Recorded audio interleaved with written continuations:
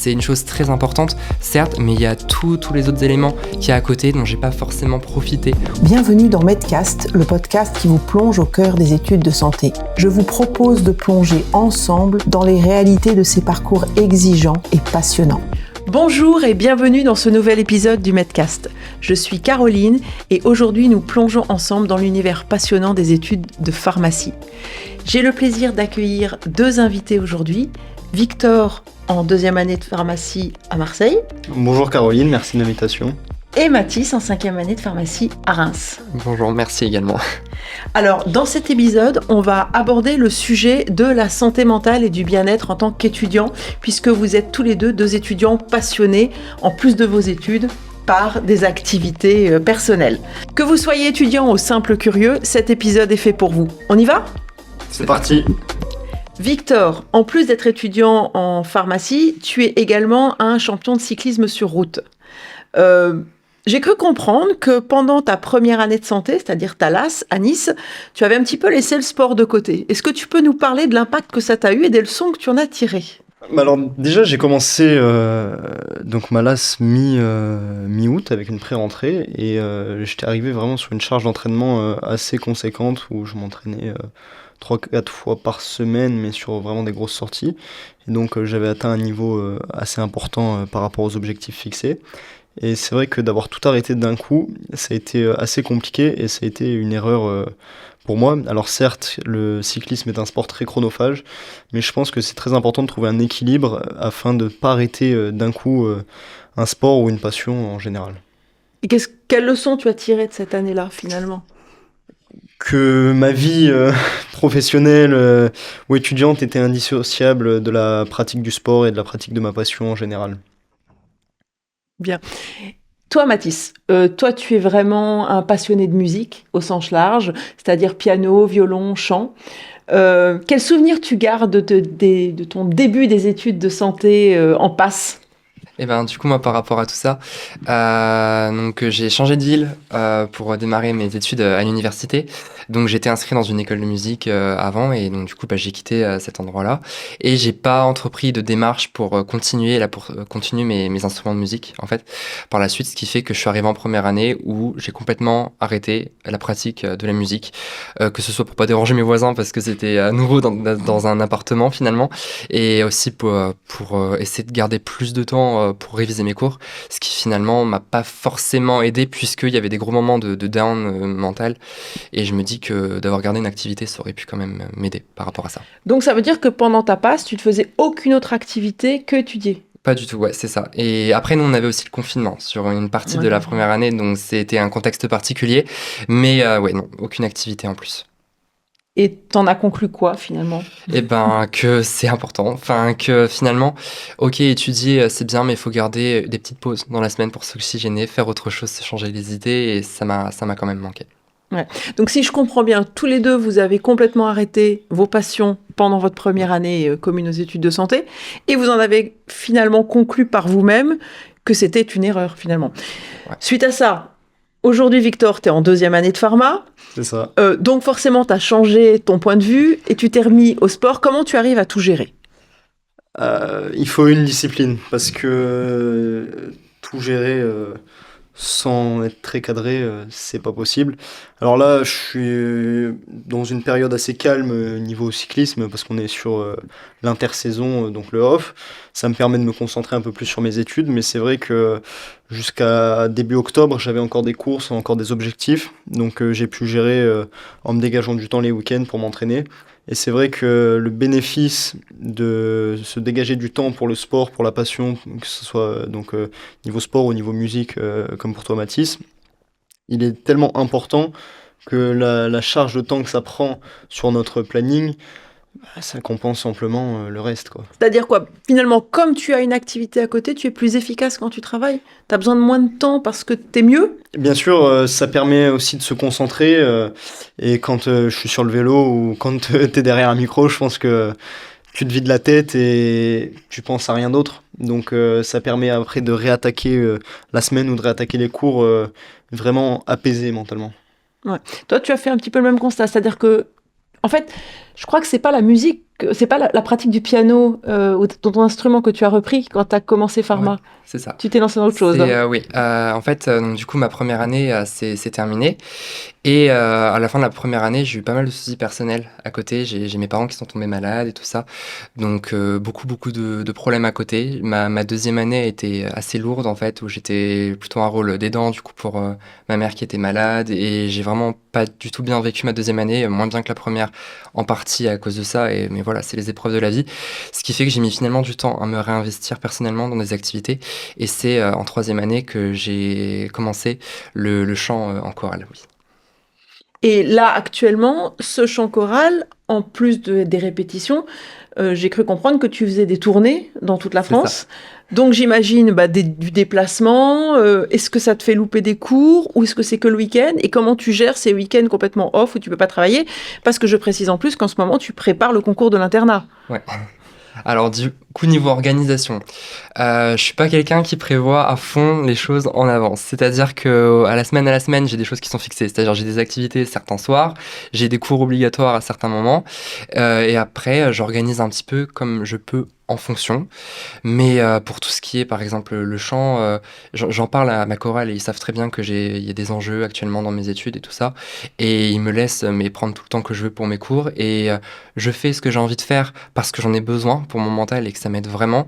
Mais j'arrive à pas trop charger et à rester organisé pour garder quand même en tête cet objectif de mon concours.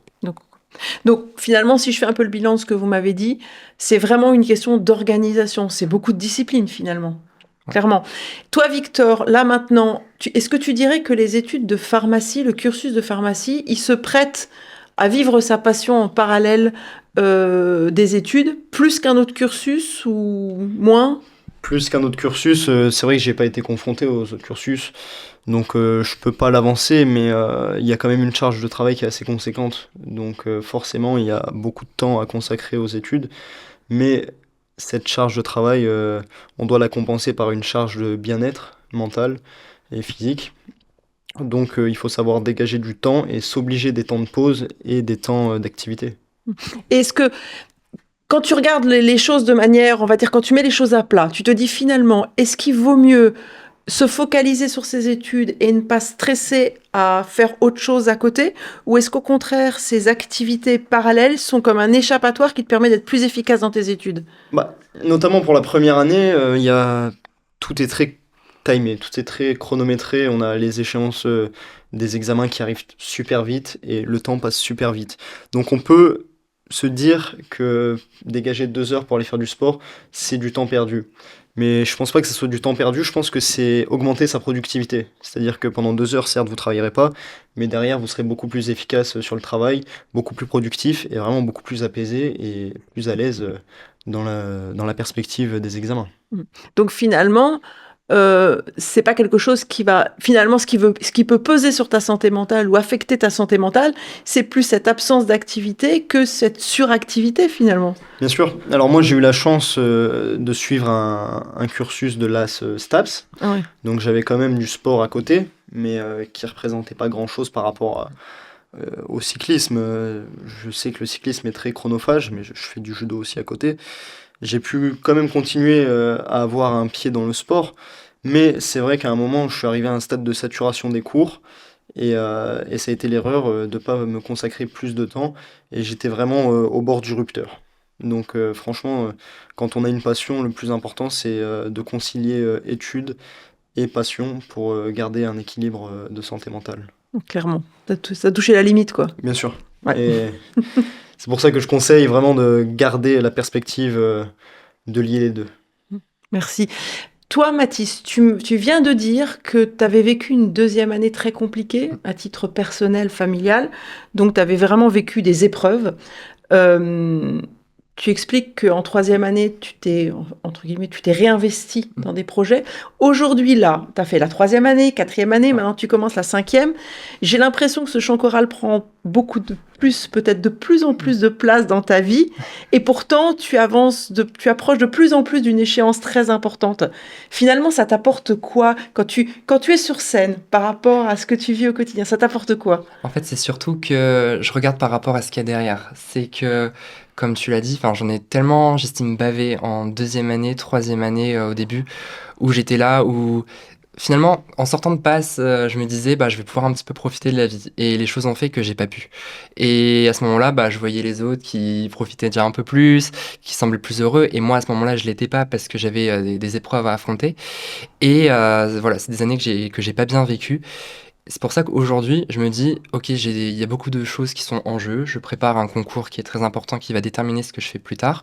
Mais, enfin, voilà, je veux pas me mettre la rate au courbouillon, comme on dit. Tu l'as déjà fait avant, quoi.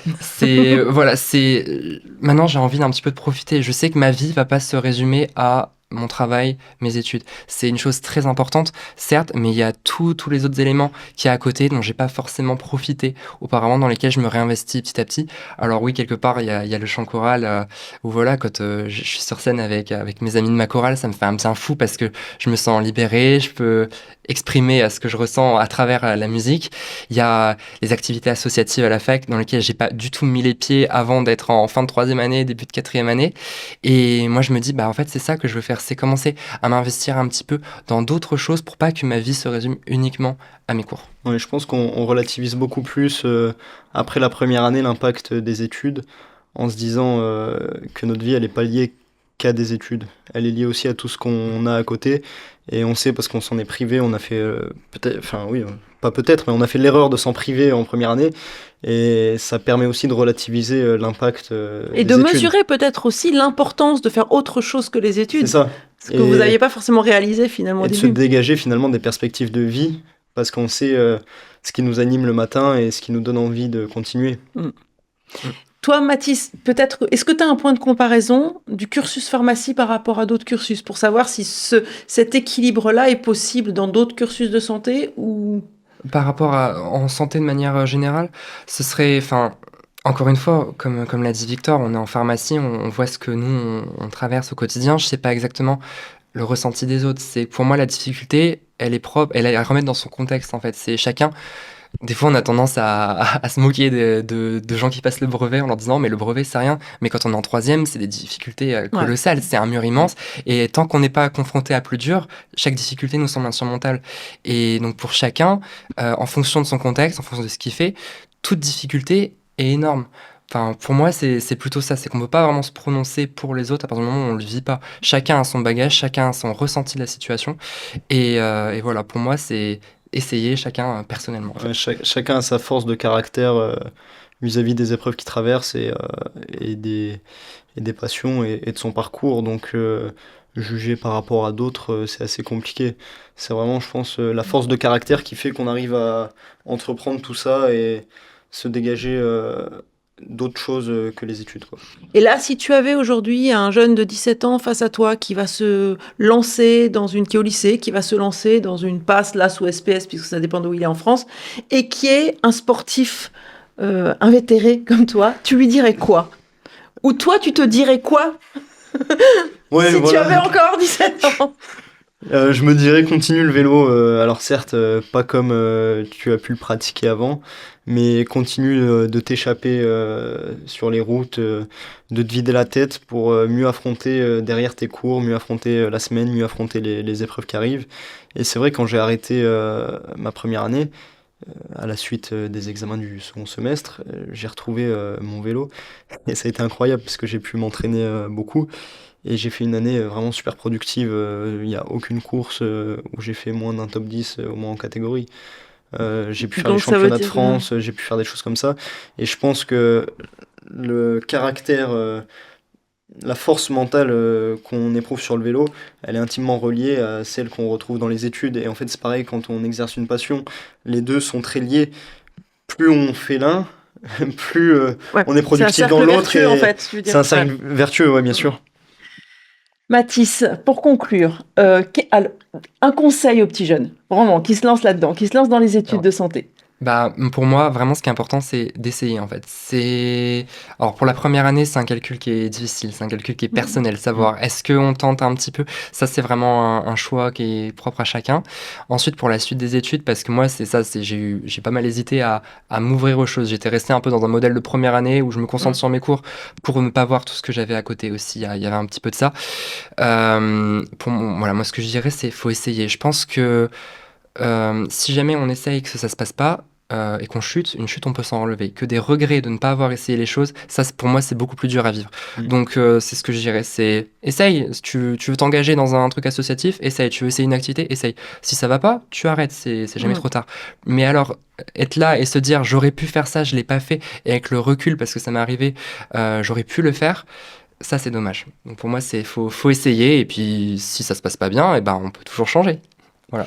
Merci beaucoup à vous deux pour ces sages paroles.